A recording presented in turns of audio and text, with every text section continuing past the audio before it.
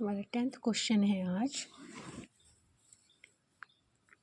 ये फिगर दी हुई है, इसमें जो शेडेड पोर्शन है इसका निकालना है हमें एरिया। ठीक है, आपके पास area of equilateral triangle ABC एक इक्विलेटरल ट्रायंगल है।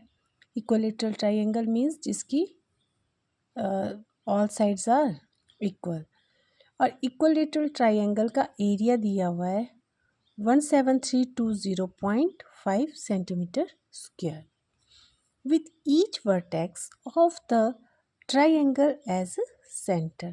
ये बोल रहा है जो ये वर्टेक्स हैं इसके ट्रायंगल के AB और C, इनको एज अ सेंटर मान के सर्कल ड्रॉ किए हैं with radius equal to half of the length of side of the triangle. देखो जो ये साइड थी ट्रायंगल की उसका हाफ हो गया ना ये, तो यहाँ भी एक सर्कल ड्रॉ किया। दूसरा जो वर्टेक्स B है इसको सेंटर मान के ये वाला सर्कल, और C से ये वाला सर्कल हो गया। ठीक है, तो आपको ये जो शेडेड पोर्शन बच गया है यहाँ पे, इसका निकालना है एरिया। तो ये निकालने के लिए हम क्या करेंगे, सबसे पहले हमें एरिया ऑफ ट्रायंगल ABC जो है इक्विलेटरल ट्रायंगल, उसका एरिया निकालना होगा। माइनस कर देंगे हम ये जो सेक्टर हुए ना, ये वाले, एक सेक्टर ये हुआ, दूसरा यहाँ B से ये वाला, और थर्ड वाले सर्कल का ये हुआ सेक्टर। ठीक है, ये तीनों सेक्टर हम माइनस कर देंगे इक्विलेटरल के एरिया से, और ये रिक्वायर्ड एरिया आ जाएगा आपके पास शेडेड पोर्शन का। ठीक है, तो देखो हमने क्या किया, सबसे पहले इन्होंने जो दे रखा था area of equilateral triangle ABC, वो हमने लिख लिया।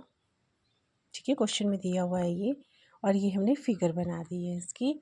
नेक्स्ट ये बोल रही हैं let A B the side of ABC। हमने क्या लिया, ये जो साइड है ट्रायंगल की, इक्विलेटरल ट्रायंगल की, वो ले ली हमने A।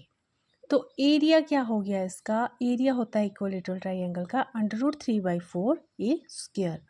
अब ये एरिया है, और एरिया दिया भी है क्वेश्चन में, सबसे पहली लाइन जो है आपके पास given area of an equilateral triangle. अब एरिया की जगह हमने ये वैल्यू पुट कर दी एरिया की, साथ में जो फॉर्मूला है √3/4 A² राइट साइड में जो हमने लिखा है, इसमें √3 की वैल्यू पुट कर दी। √3 की वैल्यू हम लेते हैं 1.73, अक्सर यही वैल्यू लेते हैं, लेकिन यहाँ पे इस एरिया को देखते हुए हमने इसकी पूरी वैल्यू, जो पूरी वैल्यू होती है √3 की, वो होती है 1.73205। ये हमने पूरा नंबर लिख लिया इंटू A² की जगह A² मतलब साइड मल्टीप्लाई बाय साइड, जो यहाँ पे फॉर्मूले में A² है वो एज इट इज़ यहाँ पे रहने दिया हमने। अब देखो जो ये डेसिमल है इनको हटाया, तो यहाँ पे ये डेसिमल हट गया, तो यहाँ नीचे 10 आ गया। इस डेसिमल को हटाया तो यहाँ पे लगी 0 कितनी 5। ठीक है, इंटू A²। अब इसको एक 0 से एक 0 कैंसिल हो गई, ये वाला नंबर अब देखो 173,205 दोनों साइड है, कैंसिल हो जाएंगे, फिर 4 और ये मल्टीप्लाई होके ये हो गया आपके पास 40,000 है ना, और ये 40,000 A² के बराबर आ गया। यहाँ से A² कितना आ गया, ये आ गया ना 40,000, और इस A की वैल्यू आ जाएगी √40,000, मतलब कि 200 जो है आपके पास इसकी साइड आ गई इक्विलेटरल ट्रायंगल की।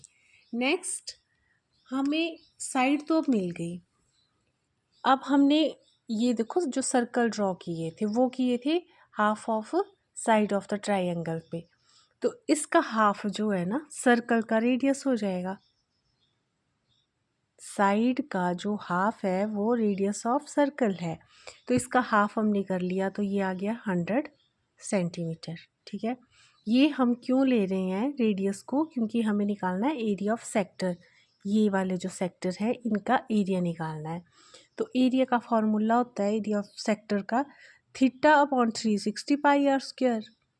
ठीक है, ईच सेक्टर का एरिया जो है वो आ जाएगा θ/360 पाई आर स्क्वायर। और थीटा क्या है इसमें, थीटा हो जाएगा आपके पास जो एंगल है ना वो 60 डिग्री आएगा, क्योंकि ये है इक्वलेटरल ट्राइंगल और each angle of the equilateral triangle क्या होता है हमारे पास 60 डिग्री। और थीटा की वैल्यू हमने इसमें पुट कर दी है। ये सॉल्व करने के बाद हमारे पास ये आ गया 5233.33 सेंटीमीटर स्क्वायर। ठीक है, एरिया ऑफ ईच सेक्टर। अब सेक्टर कितने हैं टोटल, 3 है, तो तीनों का जो एरिया है वो मल्टीप्लाई बाई 3 कर दिया हमने इस सेक्टर को, और ये आ गया 15700 सेंटीमीटर स्क्वायर। तो देखो जो शेडेड पोर्शन है उसका एरिया क्या आ जाएगा हमारे पास, area of triangle minus area of 3 sector. ये हमने जो सबसे पहले दिया हुआ है ना आपके पास इक्विलेटरल ट्राइंगल का एरिया, उससे माइनस कर दिया जो यहाँ पे हमने निकाला एरिया ऑफ 3 सेक्टर, और माइनस करके 1620.5 सेंटीमीटर स्क्वायर, वो आपके पास एरिया आ गया शेडेड रीजन का। ठीक है, क्लियर। Then next question,